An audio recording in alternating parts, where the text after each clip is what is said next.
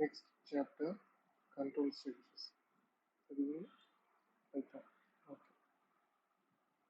Programs may contain set of statements. These statements are executable segments that yield a result. Set of statements that yields a result. In general, statements are executed sequentially. That is, statements are executed one after another. There may be situations in our daily life, like programming, where we need to skip a segment or set of statements and execute another segment based on the test of a condition. This is called alternative or branching. Also, we may need to execute a set of statement multiple times, and this is called as iteration or looping. 1 mark or 2 mark can be asked. So we are going to see about control structures in this chapter. So control structure. What is meant by control structure? A program that causes a jump of control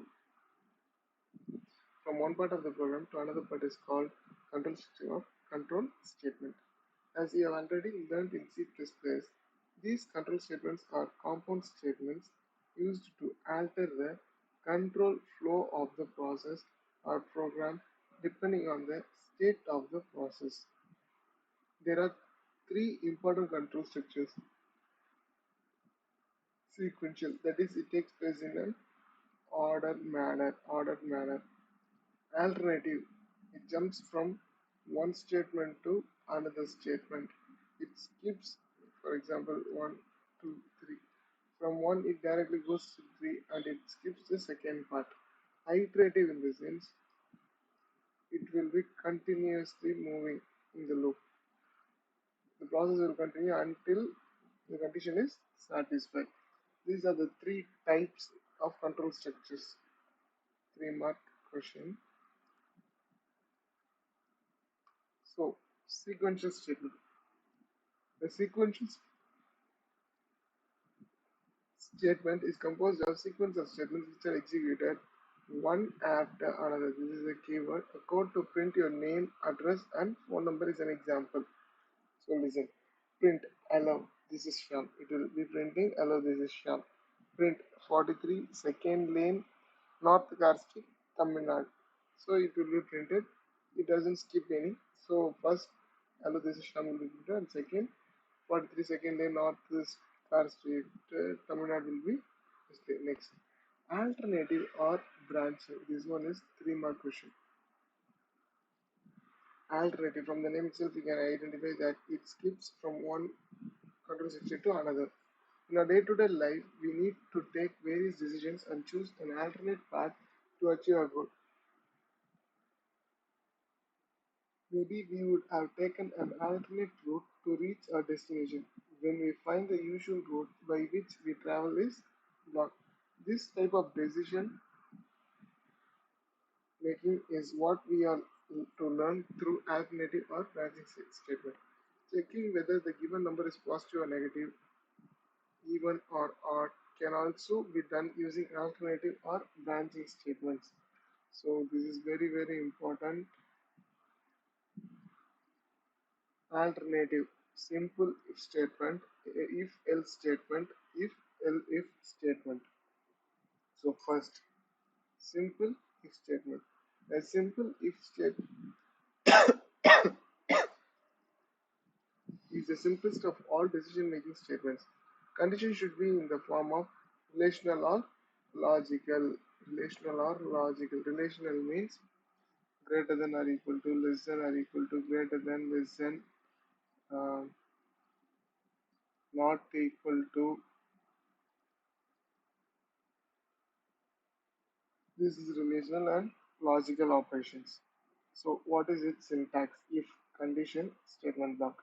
The above syntax, if the condition is true, block 1 will be executed, and if it is see, program to check the age whether it is eligible for voting. X, we are going to enter your age, going to get from the user. If the value of x is greater than 18, then it has to print you're eligible for voting. Okay.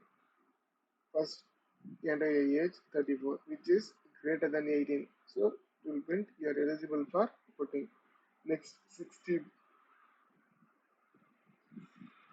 which is less than 18, and it will not print any value.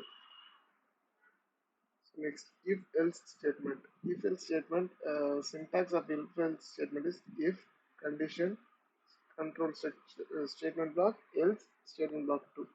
If else statement provides control to check the true block as well as false block. If in the sense it will go to the true condition, else in case if it condition is failed. So listen here. This is an entry point. This is a condition in which we are going to check whether it is true or false. If it is true, it will execute statement block 1 and then exit. If it is false, it will execute statement block 2 and it will exit. If else statements thus provides two possibilities and the condition determines which block is to be executed. So program to check if the number X is odd or even. Any number a modulo 2 means remainder must be 0. That is what it means. Enter the number. I'm going to enter any number 56. Value will be, for example, 56. That will be assigned to the value of a. So 56 divided by 2. 56 divided by 2 you will get 28. So 56 remainder as 0. So it is equal to 0. Therefore a is a even number. That is what it. If I give any odd number, the remainder will be 1. Then the program will not go to if part, it will directly go to the else part and print it is an odd number. Another way to write if else statement, variable equal to variable 1 if condition else variable 2.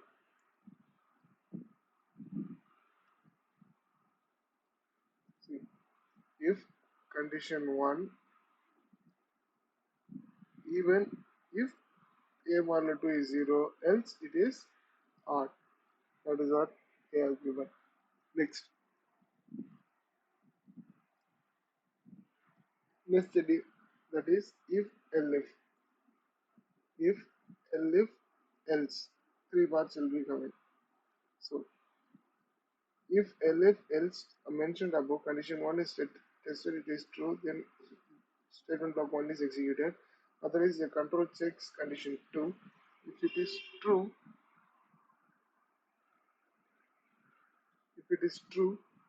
block 2 will be executed, and if it is false, nth block will be executed. See, first if condition for if it is true, it moves to the body of if. If it is false, it moves to the elif part. In elif part, it will check whether it is true. If it is true, it will move to the body of elif. False, if it will move to the else. If elif else part.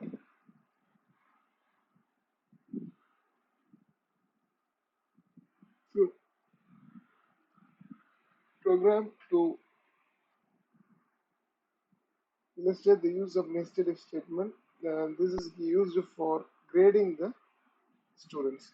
Enter mark in first subject. So you are going to enter first subject 1, second subject 1, and you are going to take an average, that is sum divided by number of items. So if the average is greater than 80, you are going to print C. If grade A, L if grade B, L if grade C, D. Last part is else print grade E, that means fail or lower than 60.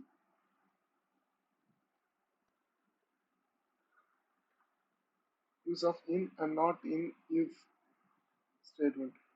So if character in A, E, I, O, U, print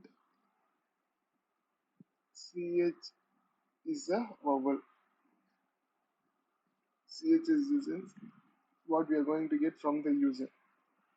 If CH not ABC, the letter is not ABC. So first you are going to enter E.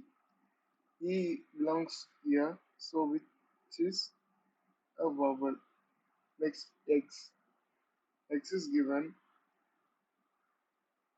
not in. This is a keyword in with a character in or character not in. Not in. X is not in CH. Therefore the letter is not ABC. Yeah. Next. Iteration or looping. Iteration or looping in the sense it will continue until the process gets over. Condition true as well as false. If it is true, it will go to condition statements, and after the statement is executed, it goes and check back the condition again. If it is false, it will move to the else part, and further sections will be processed. Python provides two types of looping: while, for loop. While in the sense, first we are going to put a condition that if while the condition is true, execute the statement block 1, else execute the statement block 2. Condition, conditional code, again and again it will continue.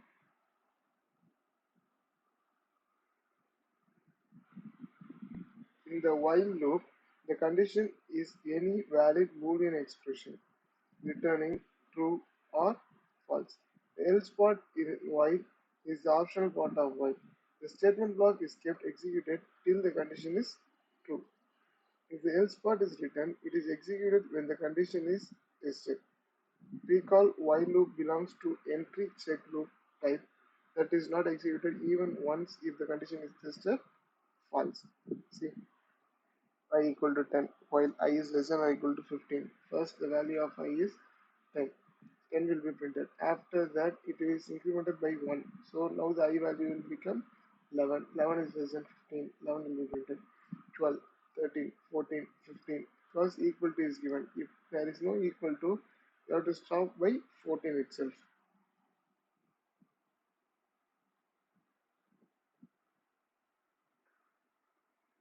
Program to illustrate the while loop. Again, 10 while I is less than or equal to 15. Print the value of I when the loop exists. Exit, that is, if it is greater than 15, it will end the loop. That is what happened here. For loop. For counter variable in sequence, statement block 1, else statement block 2. So an entry check loop. The condition is checked in the beginning, body, and executed only if it is true, and it is not executed if it is false. So here we are going to use range keyword. Range, start where the initial value, stop where the final value, and step refers to increment value. See, starting from 1 till 29, the value is 30. Starting from 2, 30, you are going to increment by 2. 2, 4, 6, 8, 10, like that. Next, starting from 30 until 3, you are going to subtract my 3 from 30. 30, 27 until 6. Range 20 to consider limits. So value will be 0 to 19. For each item in the sequence, if it is yes, that is true, means it will exit the loop. False means it will continue again and again.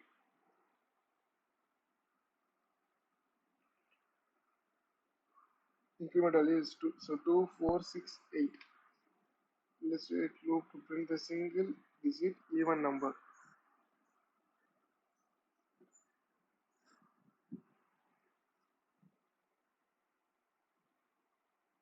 Again 2, 4, 6, 8. Else part. It will end the loop. So another, you are going to use a range function here. N value is 100, sum is equal to 0. So counter for in range 1 comma n plus 1, 1 comma 100 plus 1, 101. Sum equal to 0 plus 101.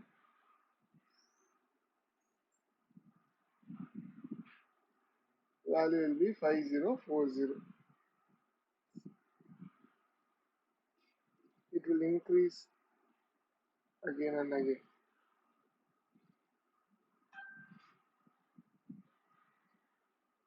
Next example, we are going to print the word computer using for loop. End is equal to the null. Therefore, until it has no string to print, it will end the program. Nested loop. You can use nested loop like while within another while, for within another for within another while within for. So I'm going to print the number 1 to 5 in a triangular format. So for that corresponding program is given here. I equal to 1 while I is less than or equal to 6. For j in range 1 comma I, it will execute the following. First 1 will be displayed, next 2, 3,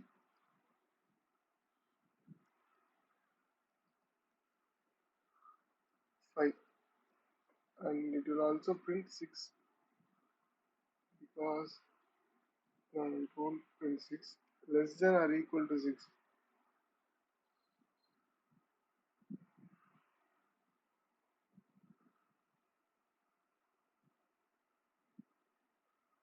Jump statements in Python. There are three types of jump statements: break, continue, pause. Break in the sense it stops the program when the user needs to break. Continue in the sense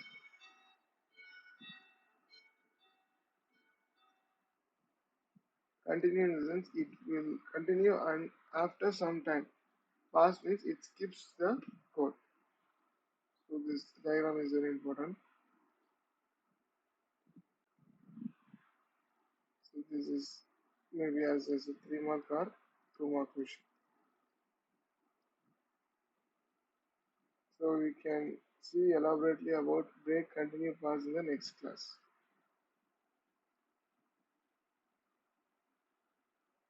So we can continue break. Break statement terminates the loop. It terminates the loop containing it. Control of the program flows to the statement immediately after the body of the loop. While or for loop will iterate till the condition is tested false, but one can never even transfer the control into the loop using the break statement.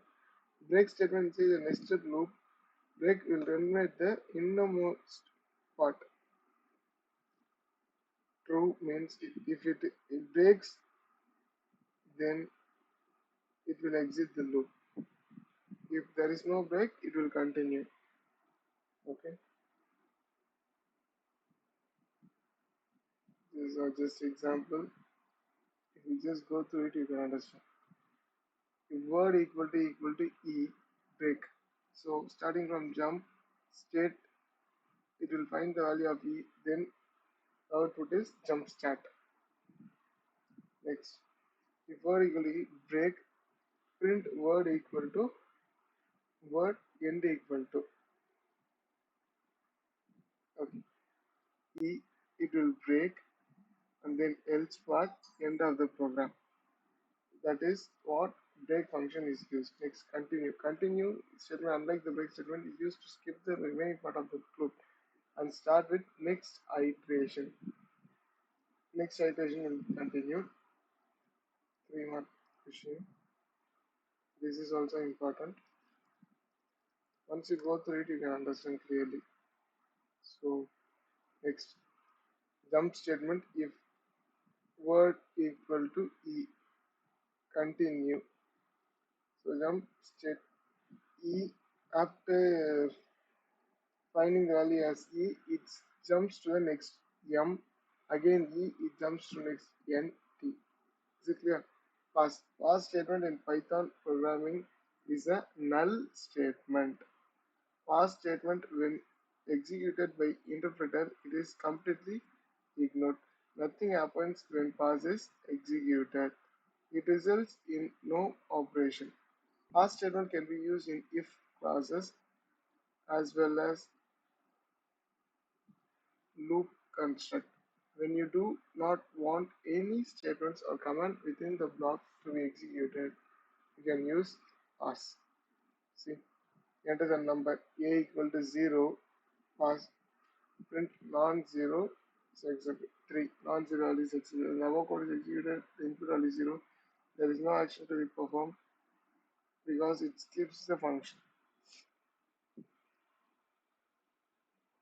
Next, for val equal to computer, pass, print end of the loop structure will be built in future. From this, your chapter 6 gets over.